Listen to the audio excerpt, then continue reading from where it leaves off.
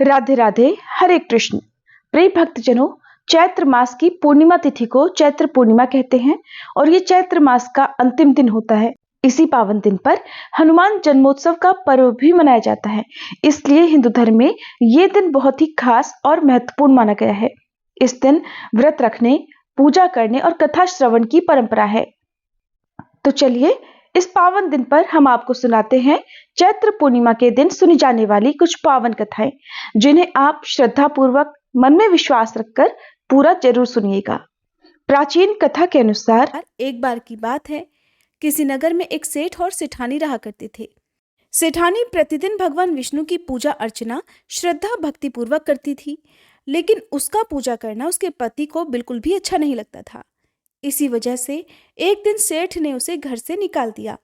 सेठानी घर से निकालने के बाद जंगल की तरफ निकल पड़ी। रास्ते में जाते समय सेठानी ने देखा कि जंगल में 4 आदमी मिट्टी खोद रहे थे।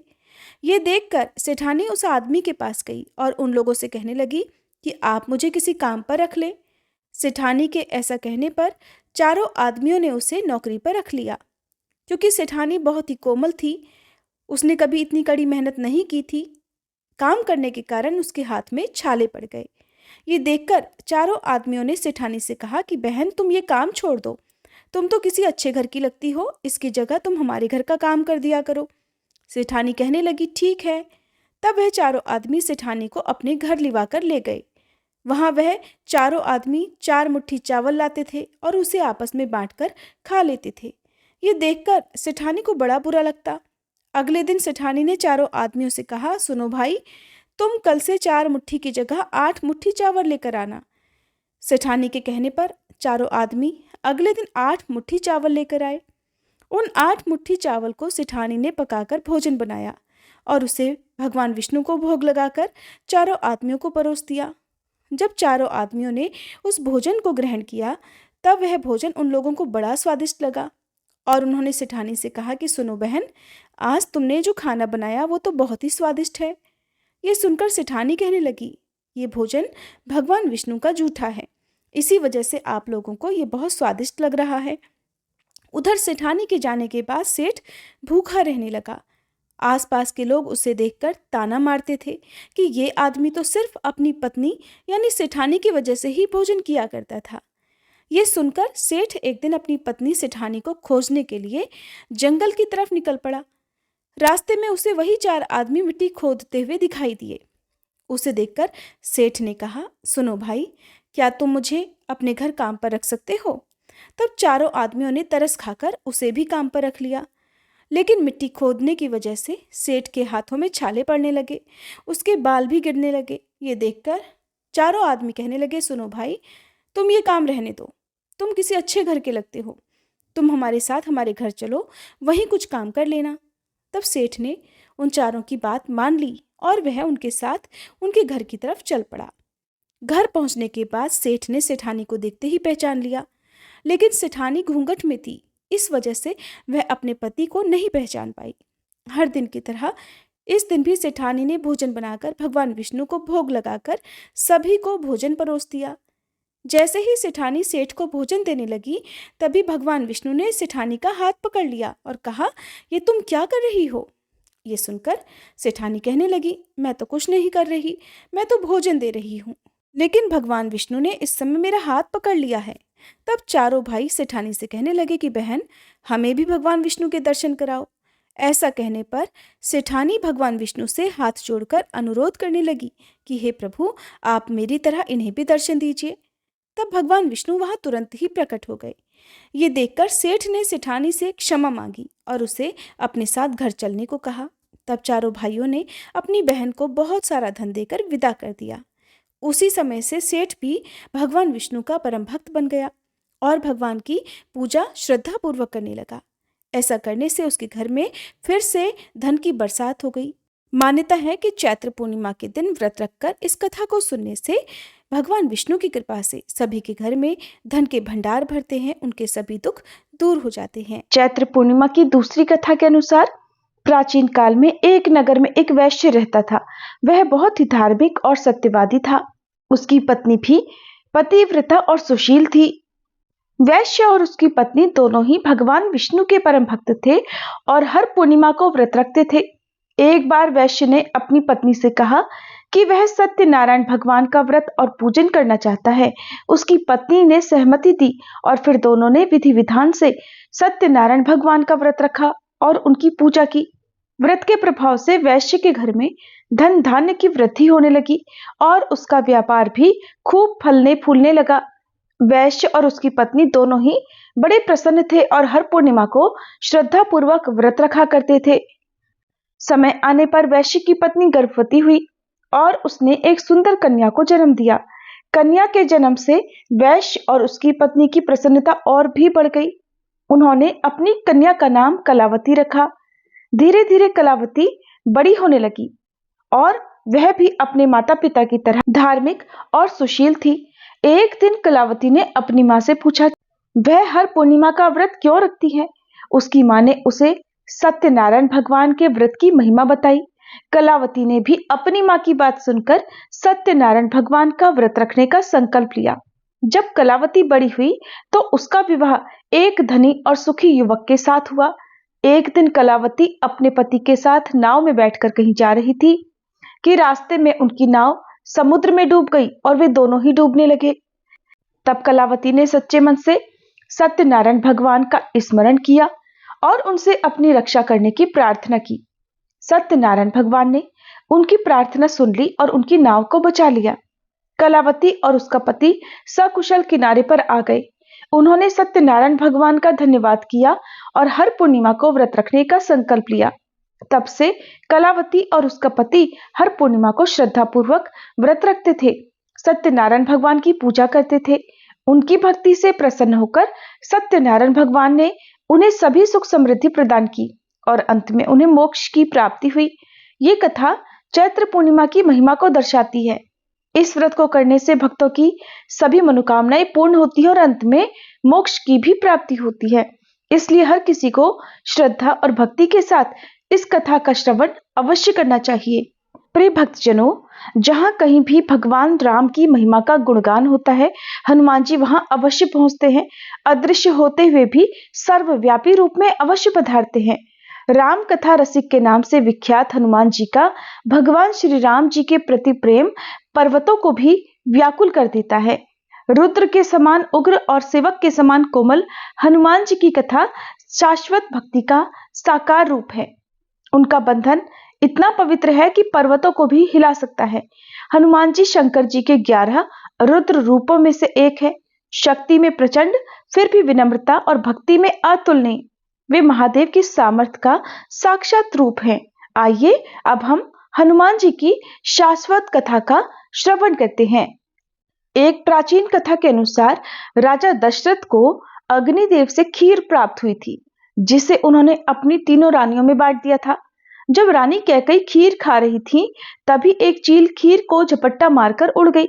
उड़ते समय वह चील माता अंजना के आश्रम के ऊपर से गुजरी। उस समय माता अंजना ऊपर की ओर देख रही थी और संयोगवश वह खीर उनके मुंह में गिर गई। माता अंजना ने उसे ग्रहण कर लिया, जिसके प्रभाव से उनके गर्भ से हनुमान जी का जन्म हुआ, जिन्हें भगवान शिव का अवतार माना जाता है। हनुमान जी के जन्म से जुड़ी एक और कथा प्रचलित है, जो कि समुद्र मंथन से संबंधित है। समुद्र मंथन के बाद भगवान शिव ने भगवान विष्णु का मोहिनी रूप देखने की इच्छा प्रकट की। भगवान विष्णु ने उनकी इच्छा पूर्ण करते हुए मोहिनी रूप धारण किया। उस रूप को देखकर भगवान शिव मोहित हो गए और उनका तेज पृथ्वी पर गिर गया। पवन देव ने उस तेज को उठाकर वानर राज केसरी की पत्नी माता अंजना के गर्भ में स्थापित कर दिया। इसी दिव्य तेज से हनुमान जी का जन्म हुआ, इसीलिए उन्हें भगवान शिव का 11वां रुद्र अवतार भी कहते हैं। हनुमान जी के जन्म के विषय में एक और कथा प्रचलित है कि माता अंजनी के उदर से उत्पन्न हुए थे हनुमान जी। भूखे होने के कारण वे आकाश में उछल गए और उदय होते हुए सूर्य देव को फल समझकर उनके समीप चले गए। उस दिन पर्व तिथि होने से सूर्य को ग्रसने के लिए राहु आया हुआ था, परंतु हनुमान जी को देखकर उसने उन्हें दूसरा राहु समझा और भागने लगा। तब इंद्र ने अंजनी पुत्र पर वज्र का प्रहार कर दिया। इससे उनकी ठोड़ी टेढ़ी हो गई, जिसके कारण उनका नाम हनुमान पड़ गया। जिस दिन हनुमान जी का जन्म हुआ वह दिन चैत्र मास की पूर्णिमा थी। यही कारण है कि आज के दिन हनुमान जी की विशेष पूजा आराधना की जाती है और व्रत रखा जाता है। साथ ही हनुमान जी की मूर्ति पर सिंदूर चढ़ाकर हनुमान जी का विशेष श्रृंगार भी किया जाता है। मारुति नंदन को चोला चढ़ाने से जहां सकारात्मक ऊर्जा मिलती है, वहीं भूत प्रेत जैसी बाधाओं से मुक्ति मिलती है। पौराणिक कथाओं में कहा गया है कि हनुमान जी को प्रसन्न करने के लिए शनि को शांत करना चाहिए। जब हनुमान जी ने शनिदेव का घमंड तोड़ा था, तब सूर्यपुत्र शनिदेव ने हनुमान जी को वचन दिया था कि उनकी भक्ति करने वालों की राशि पर आकर वे कभी उन्हें पीड़ा नहीं देंगे। यही कारण है कि कन्या, तुला, वृश्चिक और ढैया शनि वाले तथा कर्क, मीन राशि के जातकों को हनुमान जयंती पर विशेष आराधना करनी चाहिए। हनुमान जी को अष्ट चिरंजीवियों में सम्मिलित माना जाता है, यानी वे अजर अमर देवता हैं। उन्होंने मृत्यु को प्राप्त नहीं किया और वे हर युग में वर्तमान रहते हैं। बजरंग बली की उपासना करने वाला भक्त कभी पराजित नहीं होता और हनुमान जी का जन्म सूर्योदय के समय बताया गया है, इसीलिए इसी काल में उनकी पूजा अर्चना और आरती करने का विधान है। शास्त्रों के अनुसार विद्वान कहते हैं कि सर्वप्रथम राम कथा हनुमान जी ने लिखी थी, वो भी एक चट्टान पर अपने नाखूनों से। और ये कथा वाल्मीकि जी की रामायण से भी पहले की लिखी गई थी और ये हनुमत रामायण के नाम से प्रसिद्ध है। और ये घटना तब की है जबकि भगवान श्री राम रावण पर विजय प्राप्त करने के बाद अयोध्या में राज करने लगते हैं और श्री हनुमान जी हिमालय पर चले जाते हैं। वहां वे अपनी भगवान शिव को प्रसन्न करने की तपस्या के दौरान एक शिला पर प्रतिदिन अपने नाखून से रामायण की कथा लिखते थे। इस तरह उन्होंने प्रभु श्री राम की महिमा का उल्लेख करते हुए हनुमत रामायण की रचना की। कुछ समय बाद महर्षि वाल्मीकि ने भी वाल्मीकि रामायण लिखी और लिखने के बाद उनके मन में इसे भगवान शंकर जी को दिखाकर उनको समर्पित करने की इच्छा हुई। तब वे अपनी रामायण लेकर भगवान शिव के धाम कैलाश पर्वत पहुंच गए। वहां उन्होंने हनुमान जी को और उनके द्वारा लिखी गई हनुमत रामायण को देखा। हनुमत रामायण जी के दर्शन कर वाल्मीकि जी निराश हो गए। वाल्मीकि जी को निराश देखकर हनुमान जी ने उनसे उनकी निराशा का कारण पूछा, तो महर्षि बोले कि उन्होंने तो बड़े ही कठिन परिश्रम के बाद रामायण लिखी थी, लेकिन प्रभु आपकी रामायण देखकर तो लगता है कि अब तो मेरी रामायण उपेक्षित ही हो जाएगी, क्योंकि आपने जो कुछ लिखा है उसके समक्ष तो मेरी रामायण कुछ भी नहीं है। तब वाल्मीकि जी की चिंता का शमन करते हुए श्री हनुमान जी ने हनुमत रामायण पर्वतशिला को एक कंधे पर उठाया और दूसरे कंधे पर महर्षि वाल्मीकि जी को बिठाकर समुद्र के पास गए और स्वयं द्वारा की गई रचना को श्री राम जी को समर्पित करते हुए समुद्र में समा दिया। तभी से हनुमान जी द्वारा रची गई हनुमत रामायण उपलब्ध नहीं है। माना जाता है कि वह आज भी समुद्र में पड़ी है। प्रिय भक्तजनों, क्या आप जानते हैं कि हनुमान जी को तुलसी का भोग अत्यंत प्रिय है? लेकिन ऐसा क्यों है, इसके पीछे एक कथा प्रचलित है जिसका वर्णन रामायण में भी मिलता है। सदियों पुरानी मान्यता चली आ रही है कि हनुमान जी को तुलसी का पत्ता अर्पित करने से सभी मनोकामनाएं पूर्ण हो जाती हैं। ये प्रसंग तब का है जब भगवान श्री राम अयोध्या लौट कर आए थे और उनका राज्याभिषेक हो गया था। तब उनसे मिलने के लिए भगवान शिव और माता पार्वती जी अयोध्या धाम पहुंचे। माता सीता ने स्वयं उनके लिए भोजन बनाया और उनका बहुत आदर सत्कार किया। भगवान शिव को राम भक्त हनुमान जी कहीं दिखाई नहीं दिए। तब उन्होंने प्रश्न किया कि हनुमान जी कहाँ हैं? माता सीता ने बताया कि हनुमान जी बाग में आराम कर रहे हैं। जब भगवान शिव हनुमान जी से मिलने के लिए बाग में पहुंचे तो वहां का नजारा बहुत ही अद्भुत था। हनुमान जी जो सोते समय सांस ले रहे थे, तब भी उनकी सांस से राम नाम की ध्वनि चारों तरफ फैल रही थी। भगवान ने जब ये दृश्य देखा तो वे भी राम नाम की धुन में खो गए और नाचने लगे। तभी भगवान शिव और हनुमान जी को बुलाने के लिए लक्ष्मण जी गए और वे भी राम नाम की धुन में खो गए और मगन होकर वह भी नाचने लगे, सुध बुध खो बैठे।